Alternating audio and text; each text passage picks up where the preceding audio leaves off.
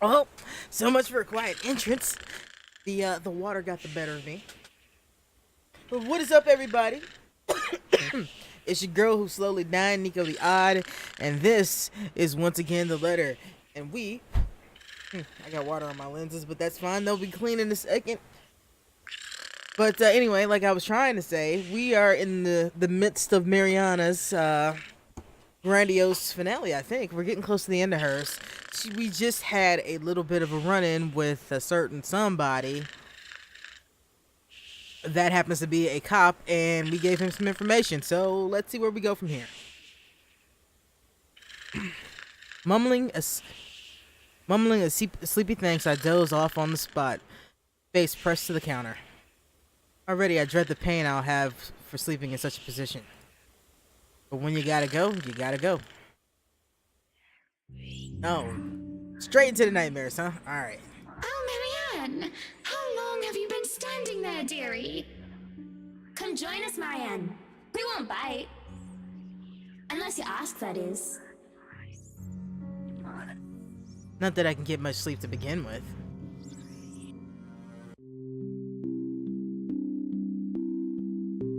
Do people ever have the feeling that they're working on something they really enjoy, but still it eventually tires them out? Because honestly, I've been feeling like this. You have certainly exceeded expectations, Marianne. Everything looks so marvelous, and in such a short time, too. The moments like these make all the hard work worth it. Definitely. Well, I can't take all of the credit. People have certainly been enthusiastic about the idea of working on the right mansion. But there won't be any more problems unless Mr. Wright has any more objections about the second bedroom. Oh, no. We proceed with that room as planned. I already agreed to him having his greenhouse and his vineyard and his stables. He may as well let me have this one thing. we're only about halfway done, but the honest satisfaction on the client's face is enough for me to push through. Let's face it, in between my exasperation at Mr. Wright's antics and her, I've been burning the candle at both ends. I can't even close my eyes without seeing the dead girl's face. Dead girl. Dead. She's dead. I have to keep reminding myself that. Buried my feelings as deep as they buried her body, 6 feet under. I shouldn't waste so much time on someone who's supposedly gone. I've wasted so many years thinking about her already. Should be no more need to bother myself with dread when I should be bothering myself with the living. Too bad the living are usually as complicated, if not more, than ghosts of the past. But don't you have a party? Yes. But Luke's just being a sweetie, you see. That friend he's visiting, he's having marital problems and he's just trying to cheer him up. It's even more complicated when the living in question are a pair of rich, famous socialites that way past their honeymoon phase.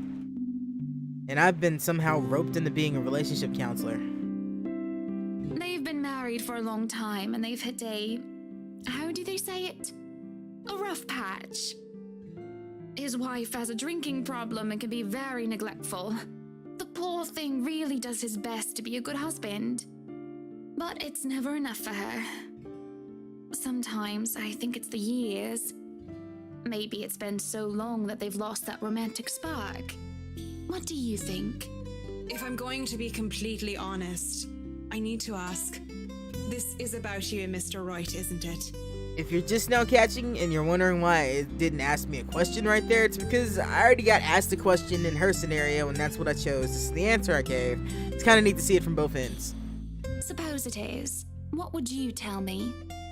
Then, I tell you it's none of my business. I tell you that I don't want to meddle. But, if the troubled husband with the neglectful wife asked me for my honest opinion, I'd say that he shouldn't base his happiness and his self-worth on someone else. Maybe he should try being independent for a while. See what it's like when he isn't trying to please someone else and doing things for himself. Everyone's supposed to be their own man or woman, right? A bit of breathing room never hurt anyone. We shouldn't let our fear control our lives. Why she thinks a single woman like me would be the best source of relationship advice is beyond me. Still, I talk and answer to the best of my abilities. Without realizing it, I'm pouring out a part of me that I thought were long gone. I'd like to believe my words will be of some help to Miss Wright. If I'm honest though, they are of some help to me too. And some weight has been taken off my shoulders. Lorraine. I really should handle what's left of the work. You won't be attending the party? Oh, you really must, Marianne. The weight of what happened to her hasn't left me yet, did it? Maybe. I'll try to stay and chat.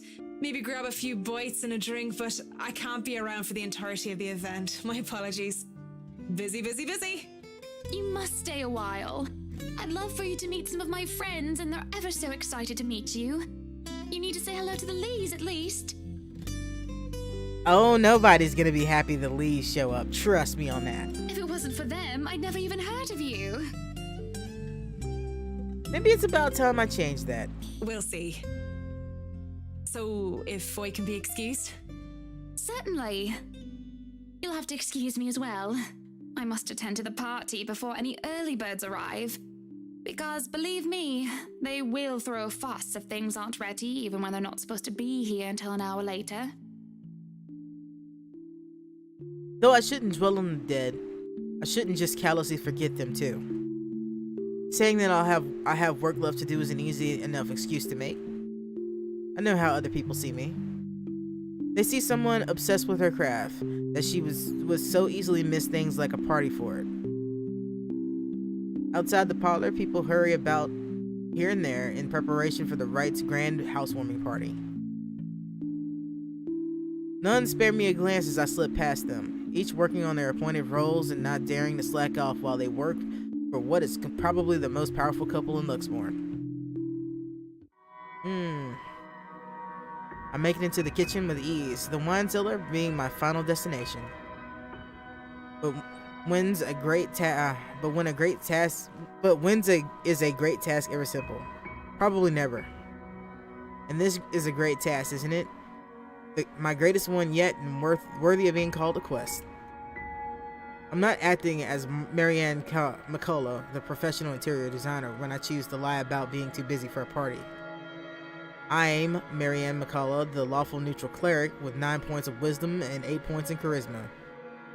And if this fictional game in this fictional world is any reflection on the real thing, those aren't particularly great stats to have. Just thinking of it like that makes it a bit cheesy. But it helps with the fear. It helps overcome the insane thought that I am actively seeking out something that has been plaguing me for years. I might face my worst nightmare. I might see nothing and find myself imagined grand quest fall flat. And who would have thought that the gatekeeper to my final quest would be someone I thought would be a valuable ally? Schnell! Hurry up, you snails! We are on a deadline and you are wasting my time! The butler comes from the cellar and into the kitchen, trailed by a couple of others, who I assume are most likely chefs and bartenders. He raises an eyebrow, seeing me just standing there by the hatch, by the trap door. It's almost like he's going to throw me out from the kitchen without permission. But then he motions to the others to disperse and familiarize themselves with their surrounding. Meanwhile, he continues to stand there, preventing entry into the darkness beyond. What are you doing here, Fraulein? This is not the place for guests or in an architect right now. I request you leave. I was just looking around for any last-minute things, yes? Yes, you have been doing that a lot. Looking around, snooping about. Now is not the time for such things. If you're not careful, people might think you are up to something. Dun dun dun. No, I hit the wrong button. No. The look he gives me as he says this is almost chilling. If life is a game book, he'd probably be the true neutral warlock guarding the treasure room. A difficult opponent to beat with 9 points in wisdom and 8 in dexterity. Well, I'm not done yet. I actually need to go into the wine cellar. Just need a quick go at the place. So just don't mind me. I'll be out of your hair soon enough. Go outside, enjoy the party. Bask in the praise and adulation they will no doubt shower you with when the madam speaks highly of you. Surely you've had enough of this stuffy old kitchen by now. You do not want to cause trouble. Both the bratwurst and Hannah want this to be perfect. It would be a disservice and a disrespect to toe out of line and risk it being anything otherwise. And more importantly, I will be blamed for any failure that happens tonight.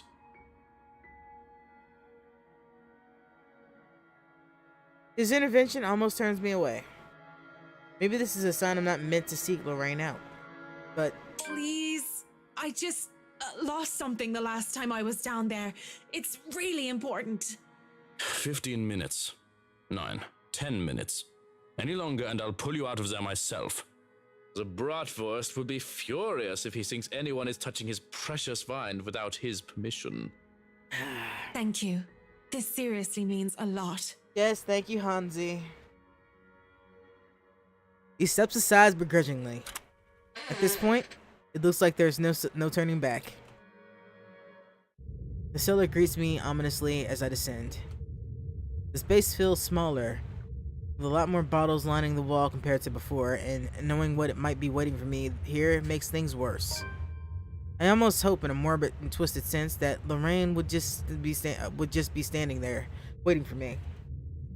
It would be just like her to joke about inappropriate meetings in a dark, secluded area. But just like the broken bottles and wine that spilled to the ground before, there's no trace of her can be found. Lorraine! Where are you, Lorraine? I miss you, you know? This girl's lost her mind. Only silence replies.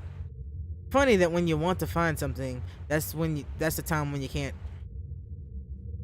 The thought that I wouldn't be able to see Lorraine one last time fills me with such despair. Sure, it was crazy to come here willingly in the first place, but all I'm really looking for is closure. And if I can't see her, the least I can do is offer her a prayer. On the verge of tears, I kneel in the middle of a dark, damp wine cellar and put my hands together in prayer. May God grant her eternal rest and... That's when her laughter fills the air. It rings along the walls until it echoes in my head. And like a siren song, it draws me in before it comes to a stop upon reaching a dead end. Ooh, could it be an adventure then? A secret passage? There must be a hidden switch somewhere. Go look! This is the most interesting thing you've done by far. A secret entrance. Although the idea in itself is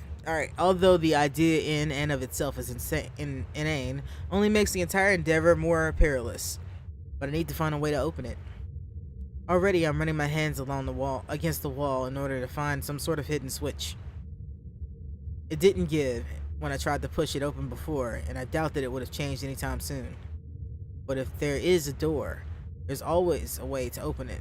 Hopefully, without the need to break it down. A shame I can't roll for perception checks in real life. Sure you can. No, you really can't. Such a silly thing to say out loud. Though there's no amusement on my face, and I do check and glance at the mirror from the study. Though a sanity check would be more fitting right now, wouldn't it? Well, that mean we would be playing Call of Cthulhu, madam, and we are not in that game, or are we?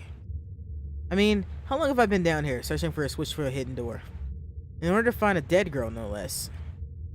It isn't only unreasonable, it's insane. At this point, they'll find me clawing at the wall using my nails to try and see if there are any grooves or catches that I might have missed. I'm surprised I haven't gone past 10 minutes that were given to me, and that I'm not being hauled out of here. I don't want to bank out on the chance that I might have more time, although I know it's... Ugh, I really shouldn't let these kind of things bother me too much right now. If I don't continue to look, there's no point in me going down there. Dirt and rocks stick underneath my fingernails as I search, but there. A section of the wall about the size of my palm, and just well hidden as the hollow wall is. It's a switch, or a button, or rather. Face it, Tigress. You've just hit the jackpot. Why would you ding now, Facebook? The excitement I feel at the discovery finds me pressing it without a second thought. But when the click echoes in the cellar and the hidden door creaks open, I stop. What should I do?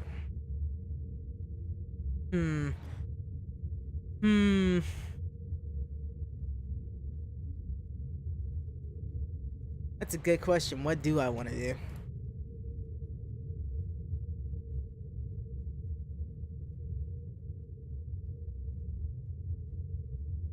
You know what? We're gonna save it here, just in case. We're gonna save it right there, and then we're gonna see what happens if I don't go in. Or if I go in. I'm not really sure which one to do. I think I want to go in now. Let's try it. No time like the present, eh? I have to hurry and I turn around when there's a crash. In my haste, I bump into the mirror, making it fall to the ground and shatter into 100 pieces. And shit, I hope that is an original piece. I don't think my insurance will be able to cover it. I can probably find an imitation to replace it, and the door slams shut behind me and I nearly have a heart attack because of it. But when I see a much more visible lever on this side, I calm down and shake my head. On the other side is a passageway, an underground tunnel that has me mystified for a mere moment until I realize it has what it holds. The cell is closed off by heavy iron bars in the sides. The general sense of death and decay lingers heavy, though the years should have taken away most, if not all, of the stench of the foul smell of humans and corpses alike being left to rot. The breeze, most likely coming from the other end of the passage, goes through is to thank for that. If this place had been more enclosed like a mausoleum, I imagine the odor would be fouler than it is now. Dear Lord in St. Adelaide, bless these poor souls. I'm not going to sugarcoat it. Though the architecture of their time was magnificent, human rights wasn't exactly a big thing back then. And if the Ermengarde mansion had a place like this hidden away, who knows what sorts of heinous acts were done down there. There is no more time to dwell on it further, though. Not when a ghastly thing, a corpse of a woman, leans on the wall. Her arms and limbs, almost every inch of her body, live body is peppered with wounds and rotting flesh. Oh, sweet, Spartan. That's awesome, man, that you got some computer parts coming. And it is then that the putrid smell of blood and gore hits me, making it so that I don't even question how I missed it in the first place. How long has this been here? I'd be more concerned with the fact it's making noise, personally, but that's just me. Oh, that smell. Oh, you're a nasty one, aren't you? I flinch as the thing twitches. And as soon as it opens its eyes and looks at me with a smile, there's nothing in my mind but horror. I break into a run. I try to keep on running, but no matter how much my legs and feet scream at me to stop. I keep going, even when I look back to see nothing of her anymore, because I can still hear her. The scampering of her feet, the words she's trying to form with her bloodied mouth, and the painful sound of bones grinding against each other as she moves closer to me. How long are these damn tunnels? There's a split second where I know that the thing is right behind me. A strange sensation creeping over my limbs when her presence looms over me. And then suddenly, I can't even do anything before I'm yanked by my hair and pulled back. Still, I struggled up until I am thrown to the side like some rag doll.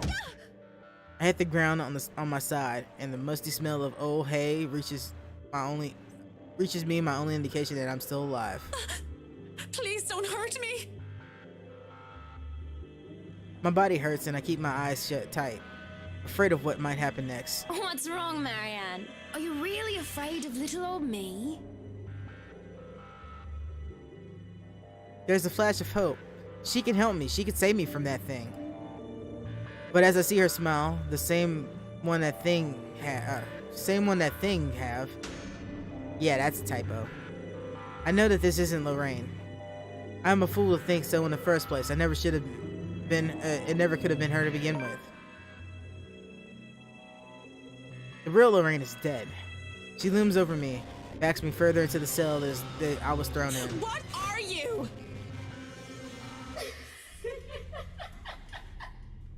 Lorraine turns and shifts into that thing from before. And with that same gruesome grin, takes a step forward towards the cell. Towards me. I barely scramble to my knees when the door to the cell slams shut and it just stands there staring. Shouts for help ring out in the tunnel. But none of them are coming for me. I'm more paralyzed and shocked by what is happening. My throat tightens and it begins at beginning. Alright. My throat tightens at beginning being fooled by the image of Lorraine and at the thought of being trapped down here. So then where? Help me, oh help me! Are you getting all this on camera, Carl? Yeah, but are you guys sure this is a good idea? We're breaking and entering here. Don't worry, the owners of this place haven't been here in a long time. Look at this thing, though. It has writing in blood like some cheesy 80s horror prop. Wait, I have an idea. Oh man, that's genius! What kind of butthead would even take this thing seriously? Maybe we can stick this in Rowan's backpack. That's where his kid would panic. Guys? What? Spit it out! Behind you! There in the corner of the cell, a digital camera comes flickering to life and a video has played back on the screen. It was hard to even consider paying any attention to it when my life is on the line. But when the ghost doesn't move and the teenagers mocking shouts have helped me fill the cell, I had to watch. What I had seen, students judging by their Saint Goretti uniforms, and they were holding That letter. and that thing, the woman, she...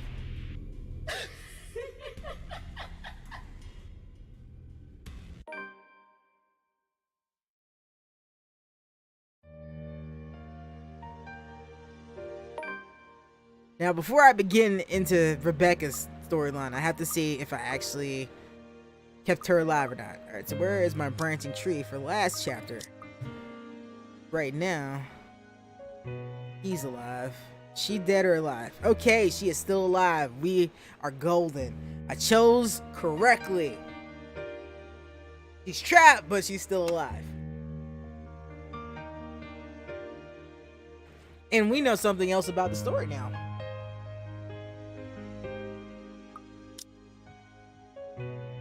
Alright, so let's get back to it.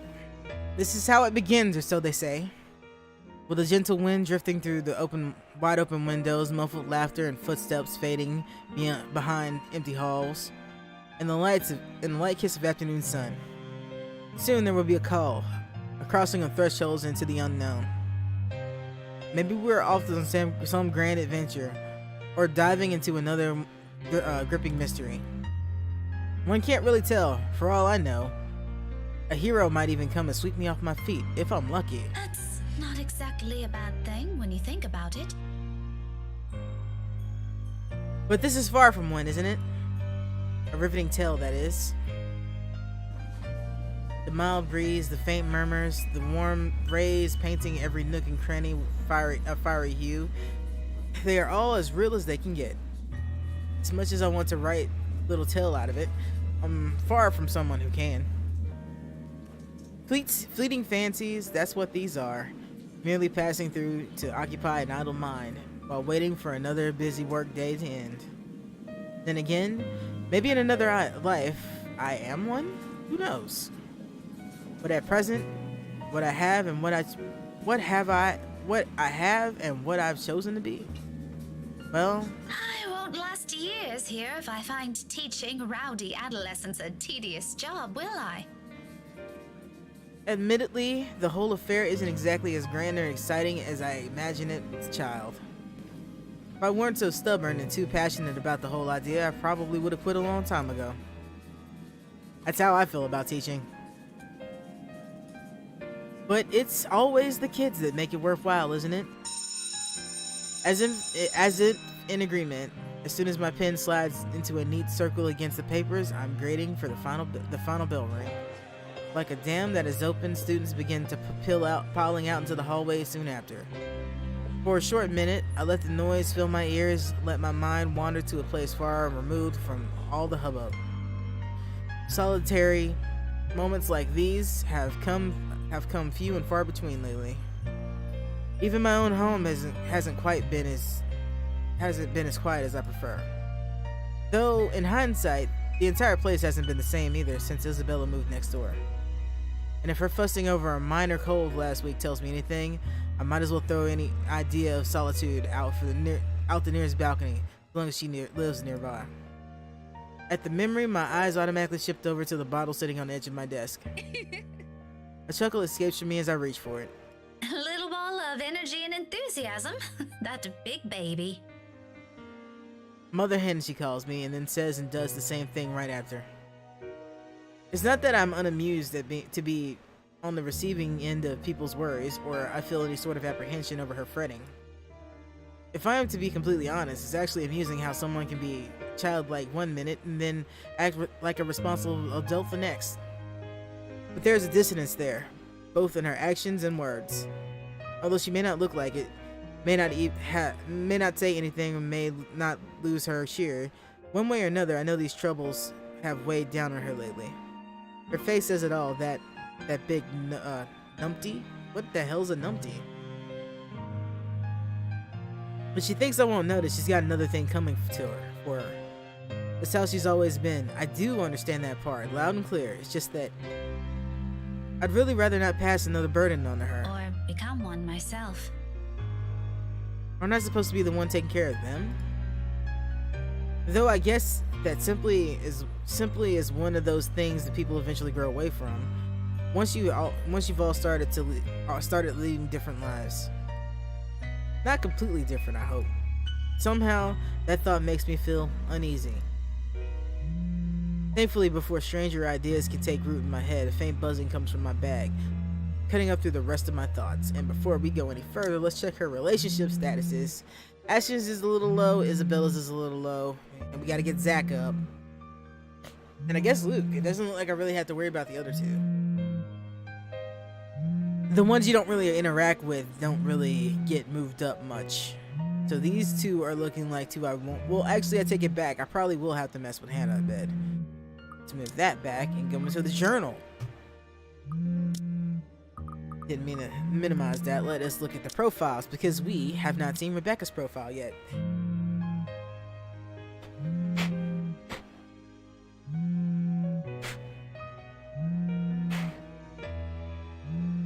Well, I just managed to crud up my glasses. Hold on a second.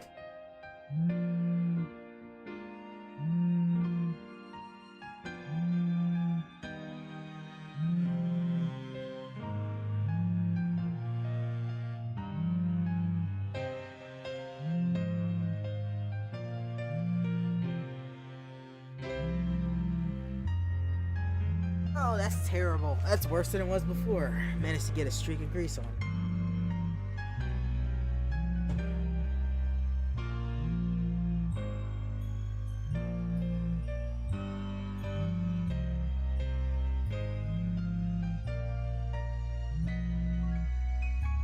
There, that should be better. Alright. So let's get back to looking at this. But Rebecca Gale, she is a Aries, 29 years old, 5'5", history teacher, Scottish, atheist, Bryce Kirk, master's degrees in education, major in European history, loves stovies, reading in the library, can get down with that, going to the gym, cycling, jogging, lacrosse, lesson plans. Wait, what? Who the hell loves lesson plans? Weird. And welcome new people to the stream that just popped in. Hope y'all are having a fabulous afternoon or evening, whatever it may be for you, or morning in some cases. Although Scottish descent, she grew up in Luxembourg and even went to school in St. Goretti. Her parents were professors in European history and Southeast Asian history at Luxembourg University. They were often busy. That forced Rebecca to be independent early on, surrounded by books and instilled with a love for learning. She was a star pupil and often called teacher's pet for it. Her passions for academics, leading to a career in the industry that was expected her. She came out of her shell in high school years, starting becoming Spitfire she is now. Before then, Ashton was her only friend, though she found him aggravating at first. Independent and used to taking care of others, there is no surprise she helped out the young foreigner who moved next door. Alright, so that just leaves Ashton and Luke. I get the feeling we're gonna find out some really interesting things about them. See, that's some new stuff here. Just go ahead and knock this new stuff out.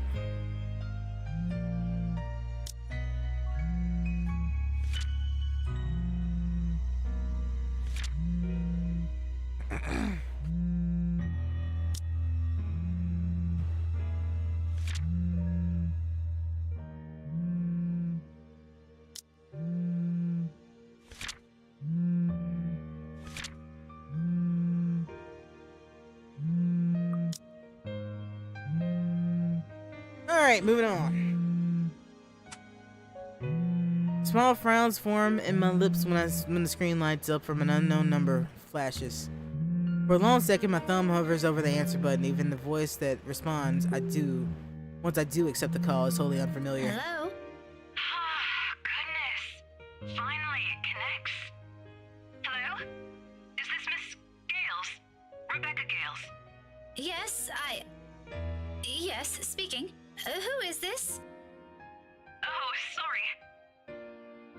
Rose Cooper, Briar Realty Corporation. Briar Realty?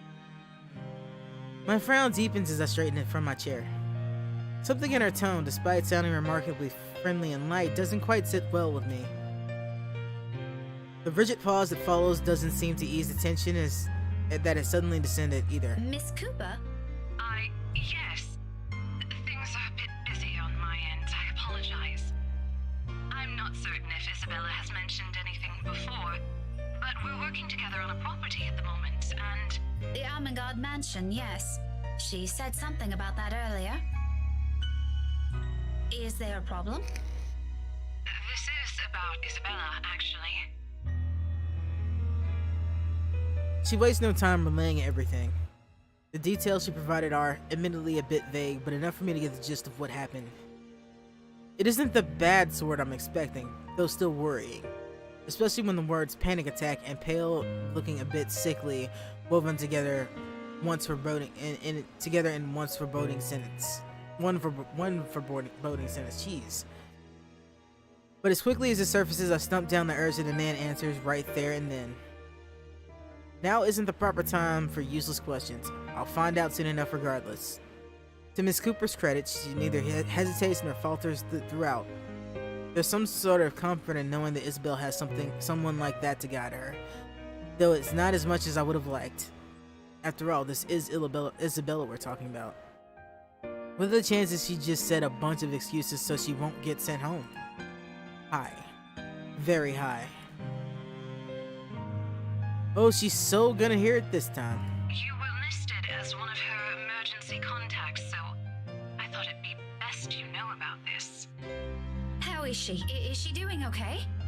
I had her take a break for now, but honestly, I'd feel better if someone were to pick her up and take her home for some rest. Anthem's a fair distance from Luxborn. I really don't want her going off on her own. I'd do it myself, but you know how it is today. Big day. People everywhere until the open house ends. I'm really sorry to ask this of you, Miss Gales. I know you're busy. Oh, no, it's all good. I was just about to leave from work. I hope to leave early today anyway. A few minutes ahead wouldn't hurt. I can be there in a few, 30, 40 minutes tops. Is that all right? More than fine, Miss Gales, thank you. We're supposed to be here until... Oh, excuse me. One moment, please. Yes, ma'am. The faint hum of conversation echoes from her end. It sounds as though the place is buzzing with more people than you'll expect from a normal open house. I was skeptical at first. The house is old, not to mention it's an inconvenient location in Luxborn's outskirts. Who wants to live in a place almost an hour's drive away from the comforts of a city? But from what I can hear, it appears Isabella has every right to be optimistic about the sale. If I didn't understand why she was so adamant in refusing my offer to help before, I think I do now. To some degree. We'll be resuming the tour soon. about that. I really need to get this thing going. Lord knows how I'll salvage the situation here. It shouldn't be anything complicated, but still, clients. It can be difficult when they want to be. Anyway, just look for me when you get here, alright? I shouldn't be too hard to miss. No problem. Thanks for letting me know about this. Just make sure Isabella stays put, please. Heaven knows how stubborn that girl can be. Oh, believe me, I know. Don't worry about it. I'll have a few of our staff keep an eye on her for me until you get here. That's all I'm asking. I appreciate it. The whole thing ends on a surprisingly pleasant note. Same thing can be said about the news she brought. I allow a brief minute to pass to ease whatever tension that lashed itself firmly to my nerves. But no matter how much I wish for it, my mind stubbornly refuses to do so. My hands are unsteady against the papers I pretend to arrange after. Lucid thoughts, every single ounce of it glimmer from, though every single ounce of it grimmer than the other, grow each passing second I linger. Something about this whole thing, along with a sudden unease and nagging worry, screams off. Wrong. This isn't the riveting tale I'd hoped to step into today. Ah, balls. Alright, let's go back a little bit. Alright.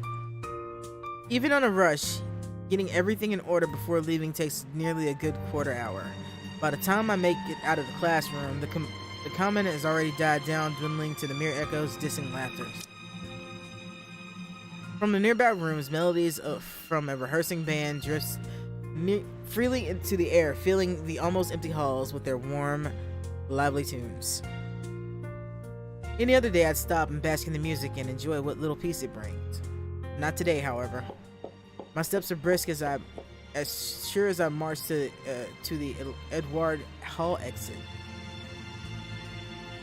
The sooner I confirm Isabella's okay, the sooner I can shake off this niggling feeling. For one reason or another, that single call, of all possible things, has thrown everything off kilter. I'd rather this be over with as quickly as possible. So much that I'd nearly barrel over a student in my haste. Though perhaps it's really the other way around. When I look down, a set of eyes, bright and hopeful, stare back at me. Her arms are wrapped around my waist like a vice, and at my attention, a grin spreads over her face.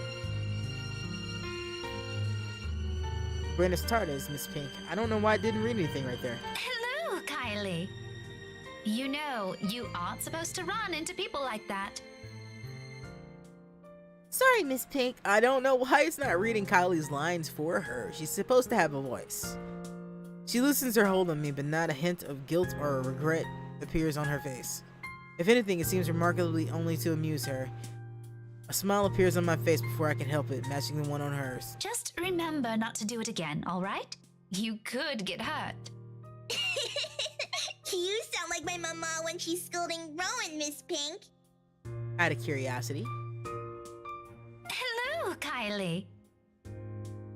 Yeah, just two voice lines that are not there. That's weird. I'm sure your mama only means well. I know she'll be worried sick if one of you were to get hurt. Where's your brother anyway? Aren't you two supposed to be heading home now? Rowan said he's got some stuff he needs to do before we go. I think he's taking too long. But he promised to buy me jelly babies today if I keep what he's doing a secret from Mama and Papa. Ooh, I like secrets. Any chance you'll tell Miss Pink about it?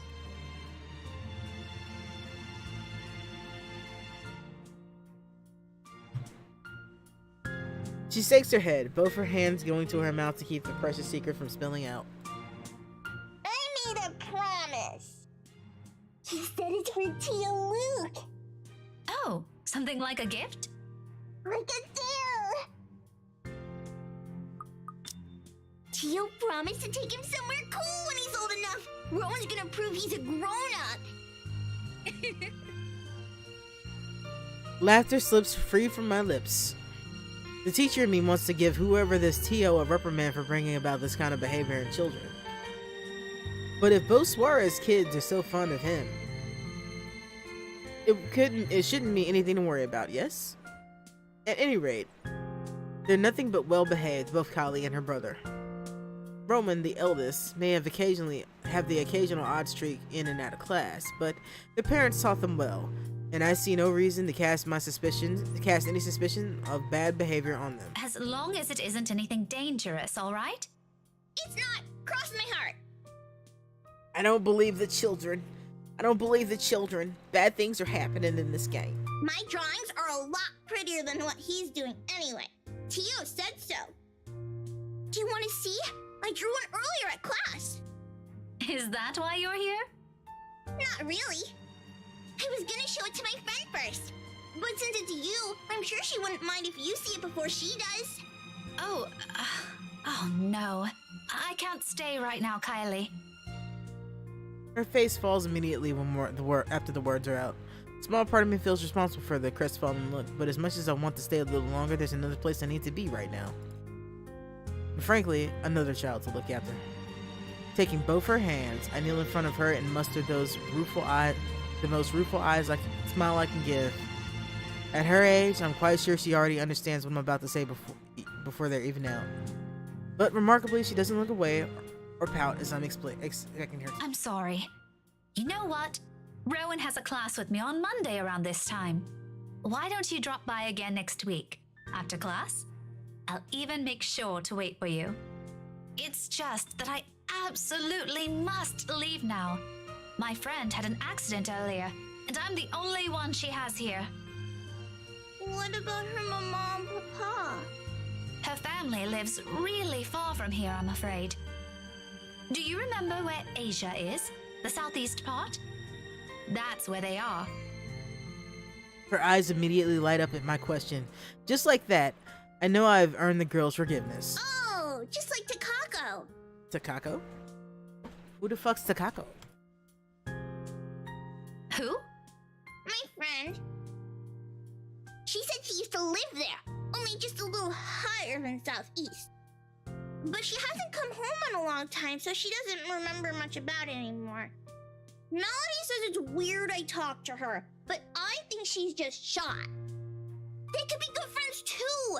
Don't you think so, Miss Pink? Maybe if you introduce them properly, they will be. That's what I think. Takako's just lonely. If she makes more friends, she won't be anymore. Is your friend like that too? A little, possibly. To be honest, sometimes I can't tell with her. After all, Isabella has been the kind to hold a smile even when things have taken a turn for the worse. 5 years and one would think it's enough time to know a person. But when you consider it, come to think of it, all these years I've never, not even once, seen her cry. Not over a trivial matter or even when things are tough. Okay, you can go to her. I'll just show you my drawing next time. Thank you. Remind me to buy you a huge glass of parfait, all right? No, I'll get a stomachache. Takako says so. A small one is okay. I'll remember that. Say hi to your friend for me. I will. I'm sure she'd love to meet you too. See you, Miss Pink. I'll see That was you odd. later, Kylie. London Bridge is falling She doesn't look back or wait falling for any sort of falling goodbye from me. London With a Bridge song is and an extra spring in her falling step, she down, bounds my across the fair corridor lady. with as much spirit as only a child her age can have. As if the conversation has never taken down any downhill turn for her at all. And if there isn't a single thing to worry about in the world.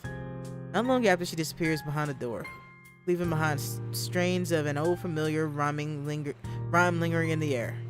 Carefree, unbite. Untroubled moments like this, I envy her. And as I resume my hurried pace, a tiny whisper in the back of my mind wishes the same can be said of myself and my own worries. Luxembourg may be a small city, but it's no stranger to hellish rush hour traffic. But surprisingly, getting out of the city proves more of a breeze than a hassle. A relief considering how none of my calls to Isabella made it through. Either reception is really bad over there, or she's ignoring them on purpose. Both does nothing to ease the disquiet in me. The rest of my drive passes without much incident as soon as I'm out of the busy streets. Less than 30 minutes, the mansion looms ahead of me. For all the fuss Isabella made about the house, it remains a thing of beauty. Unlike Luxmore, the estate in the nearby Anselm village stand as its complete opposite. Living and breathing the songs of the old, whispers of a once blooming haven lingering in the air. Contemporary conveniences aside, it's a place I'm glad modernity hasn't wholly touched. It's just a shame the locals know more of the silly hearsay than the history itself. Some history's better left If I unknown. could only knock some sense into these people. Sadly, complaining is all I can afford to do. As much as I want to give them a piece of my mind, this isn't why I'm here. I don't think these rich types will appreciate getting a lecture from me either. I have as much business with them as they have with me. With a heavy sigh, I give myself one last second to take in the scenery before heading up to the main entrance.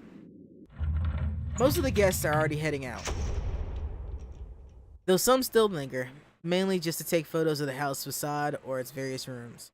I pause for a moment, scanning the small crowds gathered at the foyer, looking for any sign of a familiar ponytail among the sea of hats and heads. No sign of her. No sign of the other staff or Miss Cooper either. I can certainly look for Isabella on my own, but in a place this big, I'd be lucky if I didn't end up lost or find her before we need to meet with Zach and Zachary and Ash tonight. Sighing, I reach for my mobile and redial her number, a gesture familiar now, after so many attempts earlier. She doesn't answer. I can still try to contact Miss Cooper. I just hope the network reception will cooperate this time. This side of the country has never been popular with the tech savvy, after all. To my relief, it only took 3 unsuccessful tries. The fourth one, right as it's about to switch to another intercept message, the line finally rings. Silence follows while I wait for her to pick up, the ringing going far too long for my taste. By now, most of the visitors have cleared out, and all I have for company are faint murmurs and the eerie calmness left in their wake. A sudden hush settles and gives way to noises louder than they have ever meant to be. Doors creaking and slamming shut in some distant part of the mansion, floorboards groaning under the sheer weight of the house's history. In the now empty halls, they all reverberate in a special clarity against the wall. Like this, those old stories seem to almost have a ring of truth to it. I don't get the straight far from that ugly line of thought, though, however. Not a second later, a click sound from the other end. Hello? Isabella? Miss Cooper called earlier and... Isabella? Belle? Are you alright? Without any warning, the call gets cut off. Busy notes blaring sharply against the heavy silence. But above the noise cutting through the mute air remains the faint cries of a woman from beyond the foyer. My hand trails to my side as I cast a wary look around, waiting for someone to come running. Surely I can't be the only one hearing this. There must be some staff hanging around here, checking things out. But no one does. Not even when her sobs become more frantic and anguished. Excuse me? Hello? Who's there? Isabella? Isabella? Is that you? No answer. Growing anxious, I amble over where her cries are coming from, each step slow and cautious towards the door on the other end of the room. While I'm far from someone who's readily given to fear or stories lacking factual basis, the vague restless feeling I have immediately returns to me. And despite myself, my heart begins to race and my breathing quickens. Belle, it's me. Miss Cooper called. Is everything okay? Abruptly, all of it stops. My whole body tenses, my mouth dragging in a ragged breath, ears straining for any other sound yet to come from the other side. But nothing follows. Instead, the quiet only leads itself to the heavy tension in the air. as if every small movement will disturb the fragile stillness hanging in the room. I wait for another second. Then, with caution, I reach for the knob. My fingers barely graze the brass handle when the fan slowly falls on my shoulder. Excuse me. I am so sorry. I didn't mean to startle you. No, it's Still reeling, my gaze shifts back to the door, as if any second now the cries will start again and whoever is inside will burst out of the room. But I don't get this well on these. The woman's worried voice breaks through the haze in my mind, oddly soothing in the thick of my unease.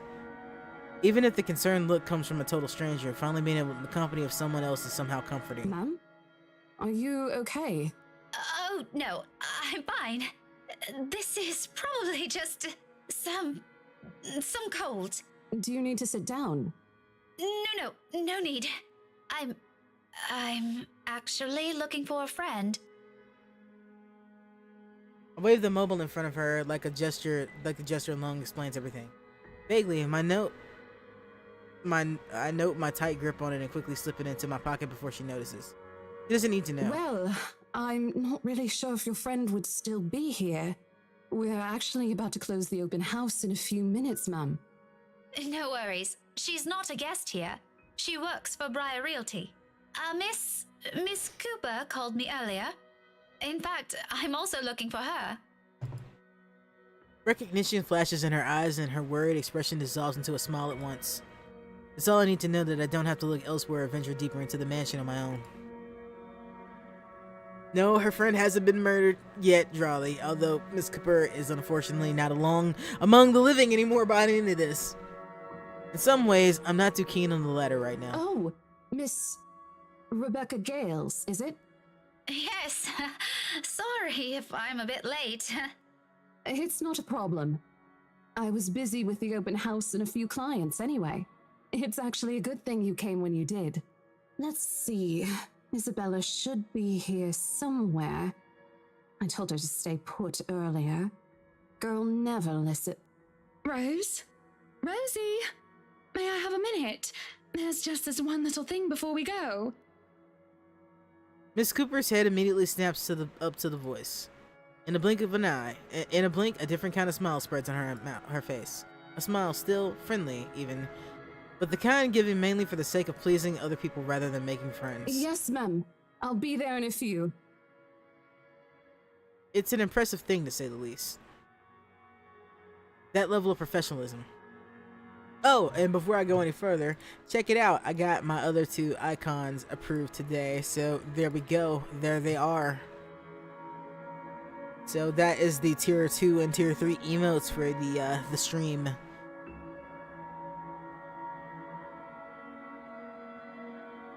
I suppose working for years in this kind of business trains you you enough to be able to pull that off without batting an eye. It certainly didn't seem to have rubbed off on Isabella, though. I mean, you know, she's gotta work on it. Yeah, I think they turned out pretty good. I wish the Dancing is Forbidden had come out a little bit better, but it still looks good. And if you mouse over it, you can see how it's supposed to look. So yeah, they came out well.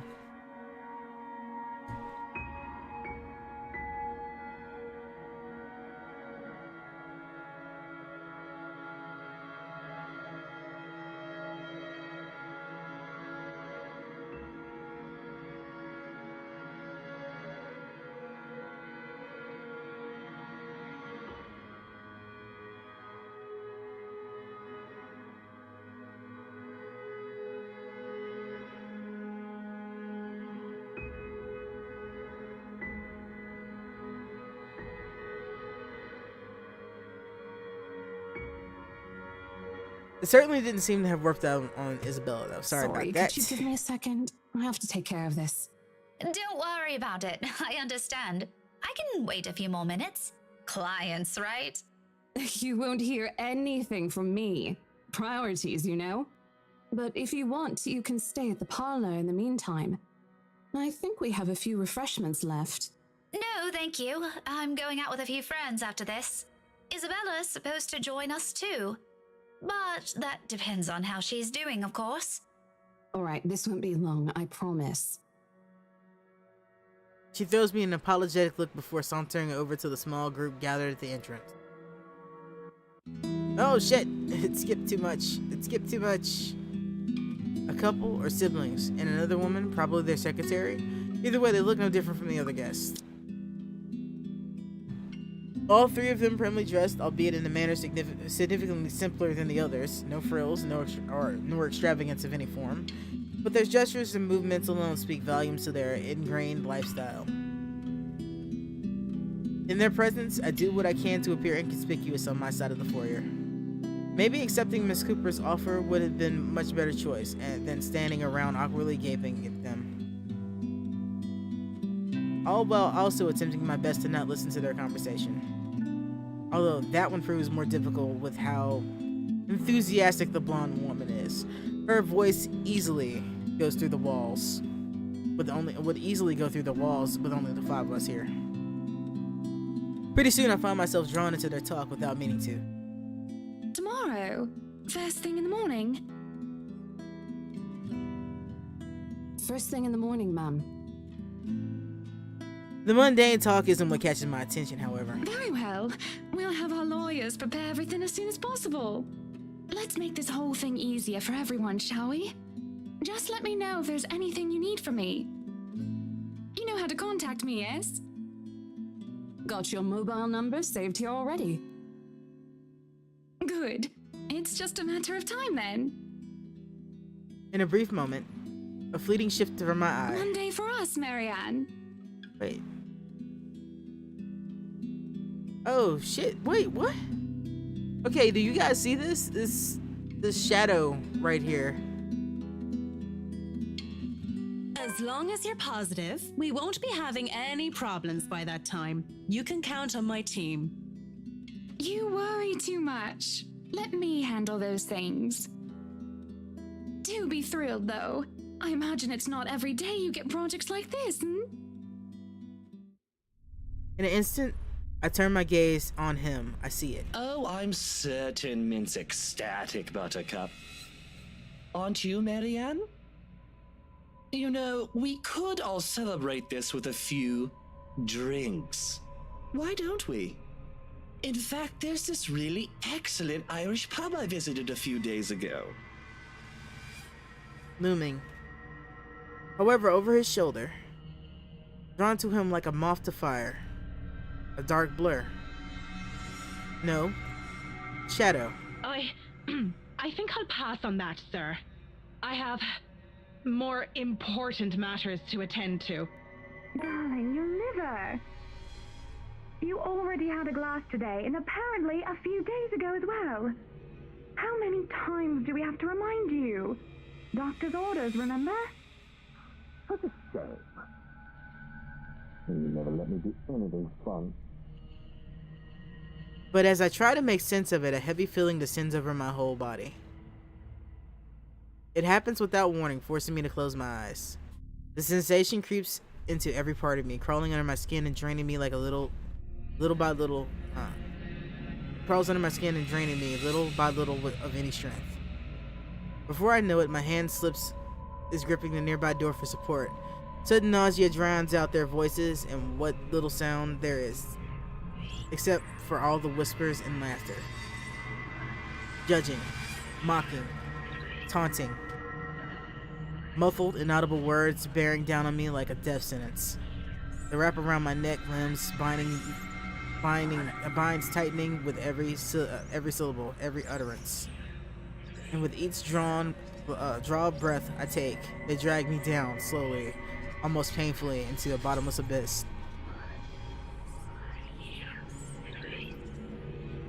On, and on, and on, till the sound turns into mere distant echoes. Until suddenly it shatters. Well, what are we waiting for? Are we done here? His voice rips through the fog like a sharp blade and my eyes snap open. When I look at them again, it's gone. Just a second, darling. Send my regards to Isabel, please. Poor girl. Please let her know she doesn't have to worry and tell her to get some rest. Anyway, we're looking forward to seeing you tomorrow. Likewise, ma'am. No shadows or dark clouds. Only amicable smiles and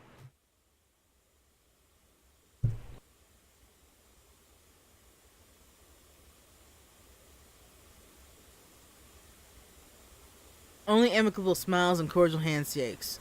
The usual pleasantries that as Miss Cooper leads them out of the mansion like graceful hosts. None of the group seems to have noticed. And even as I force my breath to calm down, keep my eyes trained on their backs and wait for something to happen, it doesn't come back. She returns a moment later.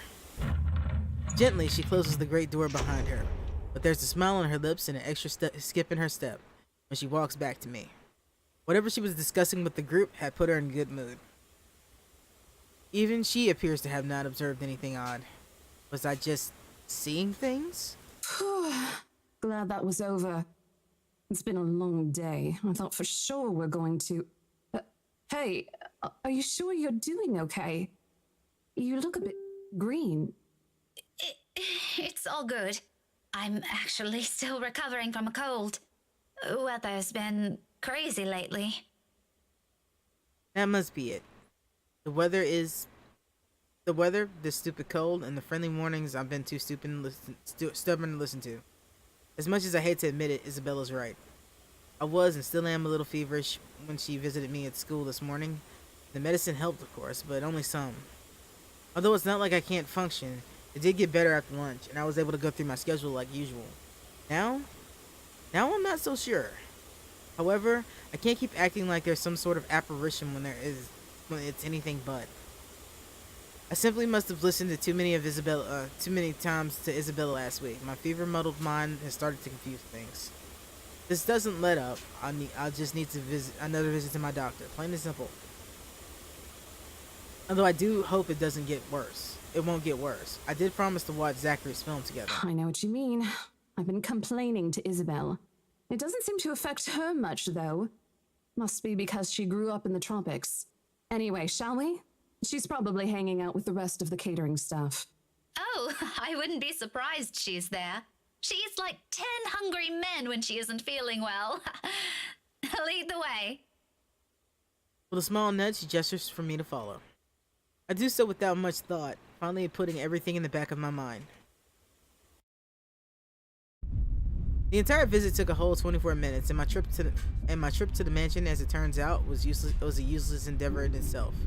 Isabella was no longer there, though shortly before I arrived, or at least that's what the few staff who saw her said. None of them knew where she went, but I can take a few guesses. There's only a number of places in Luxbourne she frequents, and well, she's never been the complex sort. It doesn't really take a genius to figure it out. Still, it's odd she left on her own. She could have at least waited for Miss Cooper. It would have saved her having to pay a cab fare twice today. And right after she was told to stay put. I mean, who does that? Oh, sod off! You don't own the road. Becky's a firecracker. In the end, all Miss Cooper could give me were a string of apologies for my trouble and a request that I let her know if I find Isabel. The whole affair didn't last long, probably spent more time traveling back and forth. Soon enough, I'm weaving my way back downtown Luxbourne, worried sick, and on top of that, maybe a little annoyed. Whether it's an unexpected turn of events or at Isabella herself, I'd rather not think about it now. Not when I'm already running late for Zachary's film. Besides, I'm pretty sure that's where I'll find her. As one would expect, people are already gathering at the movie when I get to it. A small venue where it's located has been closed off early for any passing traffic to make way for avid moviegoers who shoot a crowd at the venue. I have to park almost a street away and walk the remaining distance because of it. Looking at them has taken a while in the crowd is the big thing. Wow, my brain cannot process that sentence. Looking for them has taken a while in a crowd this big, but I eventually spot them near the entrance. Thanks to Zachary, mostly. And I've surmised Isabel is with them. I knew it. Wasting no time, I march over to their little group. Words filled with concern tumble out of my mouth before I can stop myself. Isabella! goodness! Becca, you're just in time. An odd expression on her face as I hold it with both hands, but I ignore it in favor of getting a good look at her and forcing her to keep still and fix her gaze at me. Becca, you're squishing my face. How are you? Are you alright? Why wouldn't I be? There doesn't seem to be any visible injury, nor does she appear to be in pain. Apart from her confused frown at my question, she looks pretty much like how she would any other day. Even so, you can't really tell those things with her at first glance. The last time she got sick, she never bothered to call anyone, even me, who lives right next door. If I hadn't checked on her then, she probably would have died on her bed with the rest of us none the wiser. It's the one thing we laugh about now, but with moments like those, also teaches you something about the person. If anything, it has given me more than reason to constantly worry about her. And the moment a familiar name comes up, I know my concerns right now aren't completely baseless. Rose called me earlier. Her expression swiftly changes, and as gently as she can, Isabella pushes my hands away. Yet even before she says anything, I'm already have a hunch that how this whole thing will play out. Oh, no, everything's good. Rose covered for me at work today. That's not what I'm talking about. How's your head? Then and there, the whole conversation goes down as I imagined. She dodges my hand. She dodges my hand when I reach for the back of her head, intending to check for injury myself. Even makes a show of hiding behind Zachary just to avoid me. Instantly, that's what's supposed to be a simple inquiry dissolves into a shameless game of tag. Shouting and chasing like none of us can bother to act like full-grown adults when we're all supposed to be, including Ashton. I won't put it past Isabella, but Ash, out of everyone, in fact, if that stupid smirk on his face tells me anything, he finds the whole mess amusing. Oh, for the love of... Isabella, this isn't a laughing matter. She did look pale when I saw her. Wow, thanks a lot, Ashton, you traitor. I'll get you back for this, just you wait. What? I'm just saying it as it is. If you mentioned this earlier, we wouldn't be having this conversation right now. There's a moment's pause. My hand is still in midair as my attention shifts to Ashton, as the words he leaves hanging between us, the four of us. It doesn't meet my eye, and I don't think he's even aware what he said. But the meaning of each syllable alone is clear, and they echo. They sting. They burn. I'm sorry. Saw her? Yeah, they arrived together. Bella looked fine to me then. I don't know. Of course. Of course! Why else would Isabella leave on her own after being told to stay put after the little chat about money this morning? Something close to silence falls while I mull over their words. Both what's already been said and what's left unspoken. When I do find my voice, it only reeks of nothing but bitter, unpleasant thoughts. Thoughts I quickly stamp out before they resurface. I thought I hid it as best as I can in the deepest part of my mind, locking away for no one to see. Oh, that's good. At least she didn't have to travel alone, right? At least. Good. Yep, try as I might, the green-eyed monster easily rears his ugly head. Like it always does when his gaze lingers a second longer. Every time he smiles in that manner, far too gentle, far too sincere, whenever he thinks no one else can see. Every time my mind suggests his words mean more than they should. Every small little thing. Despite what he says, despite his tone. Look, you guys. For all I know, it's just... it may just be the same kind of fun as Morm's friendship. Maybe I'm simply overthinking, like he often tells me, or maybe there really is something there. But in his short display of impatience, I know that the whole thing is just for show. After all, growing up together with him didn't teach me nothing about him. For whose sake is it all this time though? For him? For Zachary? For her? Or for me? That I can't tell. If she says she's okay, then there's nothing we can do about it. It's not like we can stop her either. Besides, she's still acting like the same old Isabella to me, if she can still run around like that. Why are you taking her side? I'm not. But if she wants to watch Zach's movie with us, I'm not going to stop her. She's probably the one looking forward to it the most. Ash, that's... You, of all people, should know...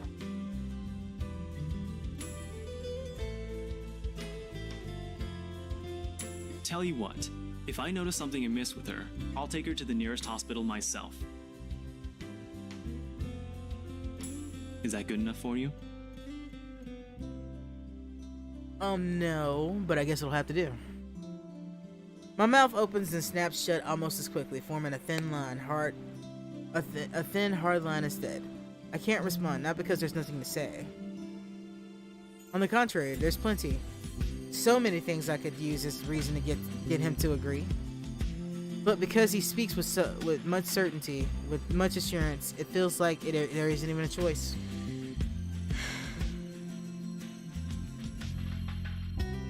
Oh shit, I ran past it again. All I can give is a long, deep breath and a reluctant nod in the face of it. Before I can get a grip of myself and my own weakness, the mood immediately shifts and I'm being tackled with a hug. Thanks, Becca. It's always been you with him, isn't it? Did you say something? Me? Nothing. Don't mind me. A lie, obviously, but what else can it be? Each and every smile, a tiny effort to keep things as they are, or so I tell myself. Little do I know it's merely a preamble. It starts out quietly without fanfare, amidst friendly jibs and harmless teasing, with a scrap of paper fluttering harmlessly to the ground. One that suspiciously looks like a cheap Halloween prank no matter how you look at it. Yet, despite how ludicrous it all is, Isabella stubbornly insists, as if our whole life depends on acknowledging the truth in her story. Does she even realize how absurd she sounds now? Heavens, even my students wouldn't fall for this. Isabella, aren't you taking this a bit too far? She doesn't give me time to regret nor think about my choice of words. From there, it escalates, growing into an argument too petty even for our standards as adults. Before we know it, one after another, harsh, scathing words are being spoken. It's not a joke! Will you guys listen to me first? I saw something in the house earlier. It stood right in front of me. If I hadn't gotten away, that thing might have... Right. And in broad daylight, Isabella. Even someone gullible would find the logic in that screwed up. Bro, you ain't had to say it like that, man. There's also no way in hell that this supernatural shit is true.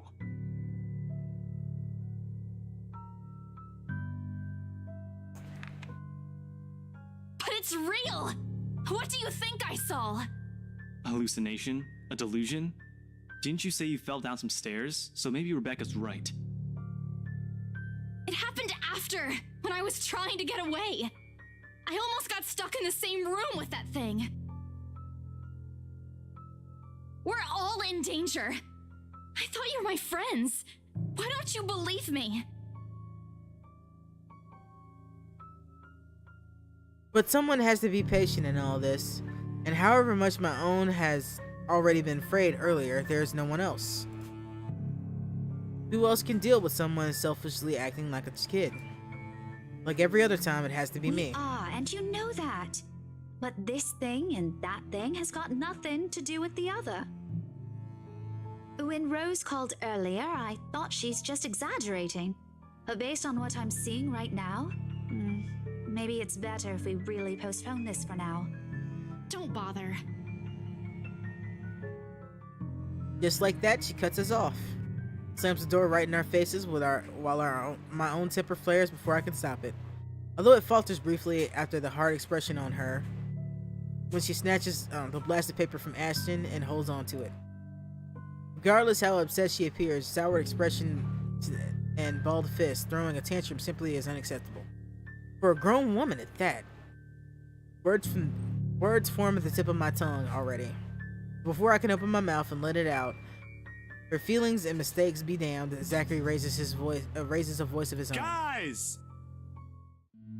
A warning underneath the warm and hopeful beat of his voice.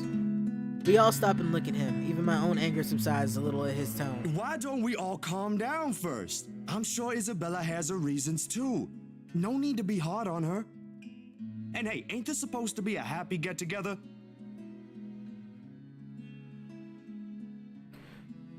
To an outsider, it may sound like a desperate request, but Zachary has always been the one to keep a level head over petty squabbles.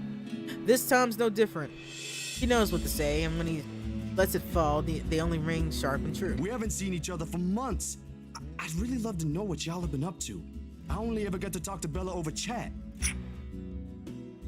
Please. And as careful as he is with his own tone, it does make me feel ashamed. We were supposed to be here for him, to give what little support we can give, yet here he is trying to keep the three stubborn people from outright hashing it out in public. Later, we can and will talk about it, of course. There's a proper time and place for it, and at the moment, my anger and whatever reprimands it carries no longer matters. Beside me, Ashton appears to have already caught on. The lines of his shoulders ease into something much more relaxed, and his expression is back to his usual nonchalance. Isabella, however, she stands perfectly still, her hands clasped on the straps of her bag like a lifeline, her eyes trained at some point near her shoes. There's no anger in her face, there's only an undeniable hurt. But she's never been good at hiding what she thinks. Always an open book, always one to wear her heart out in the open. And when she looks up, her answer is also simple. If we keep arguing here, we're going to miss the first few minutes. Her lips are curled in a smile, though lacking both its usual brightness and glee. It's a smile nonetheless. I've seen it countless times, and the very same one she shows when she knows she has no other choice, or simply when things get tough for her. But despite everything I already know about her, it still catches me off guard. In all honesty, I expected her to run, to balk at the first sign of losing this time. I won't even be surprised. At 26, she's the youngest amongst the rest of us, less experienced, less accustomed to dealing with the trivial quarrels like this. Yet here she is, holding herself and coping with it like she would with matters concerning her family. Outside of that, she has always been this childish, naive girl, watching the opposite play out right now. Somehow I find it difficult to wrap my head around it. Alright, that's the Isabella I know. Okay, well that explains why she had a negative reaction to me doing that when I chose this option to stay at the movie during Isabella's path. Oh, good. I thought for sure you were going to cry. But I envy her. What was that for? Stop calling me a crybaby! I'm not one! Aw, don't cry. Such a dick. He is such a dick. Stop it! I envy her spirit, her warmth, her cheer, the shine in her eyes when she looks at the world. However, everything seems to simply fall back into a pleasant, lively rhythm with her around. How easily and tightly she fits into our lives, even without bonds only long years could forge, like a lost piece to a puzzle, despite her jagged edges. How she draws people to her with ease. How Ashton, of all people, can be drawn to her. Okay, scaredy cat then. That too! If you repeat that, I swear I'll... Let's just go. I make no effort in keeping the bitterness from my tone. I let it slip, linger stiffly in the air as I avert my gaze from them. From their playful manner, yet friendly and teasing remarks, and Ashton's tender, affectionate smiles. All before the stabbing aches in my heart change into something too painful to bear. It's all in my head, is what I often tell myself. Yet, the way my heart rends at just the sight of them hurts. And like a coward, I walk away from it, taking with me my small hope that the movie will distract me away from these thoughts. Because like this, it's easy to find something to hate in her. Dusk has already given way tonight when we leave the film fest. Unfortunately, it does nothing to improve my mood like I'm hoping. Neither does the muggy air that greets us upon stepping back into the noisy streets. Too busy. Too loud. Too many people taking what little space on the sidewalk, this space the sidewalk offers. It forces anyone to bump shoulders with those who they barely know, let alone care about. On a normal evening, I probably wouldn't have minded the crowd nor the humid weather. It's not like any of them are bothering anyone. And yet, even with that admittedly pleasant company, even with what's admittedly pleasant company, I can't bring myself to lighten up. So you Yeah. Ah, god dang See it. ya. Little stutters there, man. Jeez. see you guys some other time. Yeah. See ya. Not even returning the smiles Ashton and Zachary give us as we go our separate ways. Perhaps this started with Miss Cooper's call earlier than that. Maybe even the moment I left bed this morning. Bloody hell, it could have been because of that sodding letter, for all I know. I couldn't care less at this point. All I want is to get a warm bath, sleep, and wait for the dreadful day to end. Now, if only Isabel will stop babbling, then maybe the dull throbbing in the side of my head won't turn into a full-blown headache too. Zach did a pretty good job with his movie, didn't he? Even though Ash said he ran into some trouble late into filming. But I knew he had it in him. It's not like I didn't believe he couldn't do it. I mean, did you see his face after the credits rolled? All those months he worked on this, and everything's finally... You weren't even watching. Only the first minutes. I watched the rest of it, I swear. Besides, Ashton was the one who wouldn't stop asking questions. Well, why do we still need to talk about this then? I liked it. Ash liked it. You liked it. Shouldn't you be telling that to Zachary in person? I'm sure he'll appreciate it better than I ever will. Damn, she feeling bitter. I know that, but maybe there's something you want to say? Zach had you check the scripts before he went through everything, didn't he? You also worked on it, even if it was only for a short time. So, maybe you want to... I don't bother waiting for the rest. The moment I spot my car, I immediately make a quick beeline for it.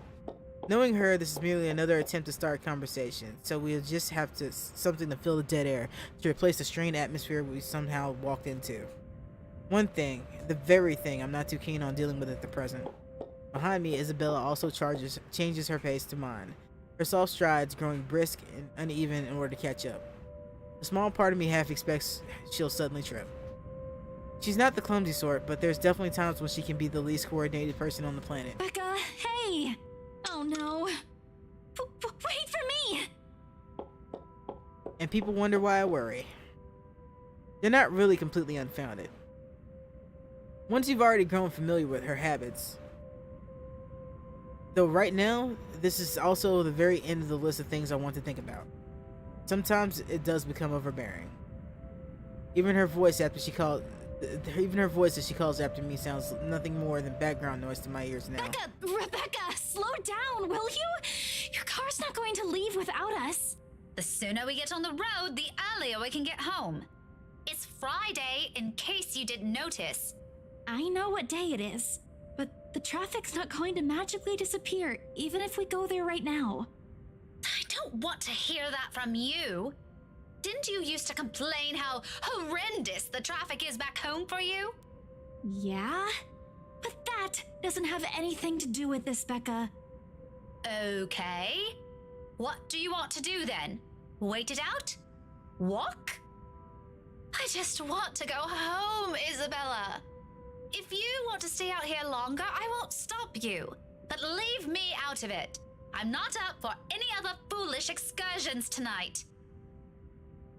I wasn't thinking about an excursion. I want to go home too. It's already late. It's just that you've been in this prickly mood since earlier. Are you really okay? Was it the cold? Or did something happen at school? Do you want to talk about it? A long pause follows, and it holds everything she's been meaning to ask from the very start. I'm in no mood, but at the same time, my hand stops short of unlocking my car and gripping onto, my grip on the handle tightens. I can feel her eyes boring into me, waiting, hoping patiently for any answer I'd give. She's the same as Zachary. They're bad liars. But when you talk to people like them, if you're not careful, they often leave you with no other choice than to admit the truth. Those exact same ones I can't voice. Despite my lack of a response, she pushes on, surprisingly. This time, her tone is quieter, more tentative than usual. Was it because of the letter?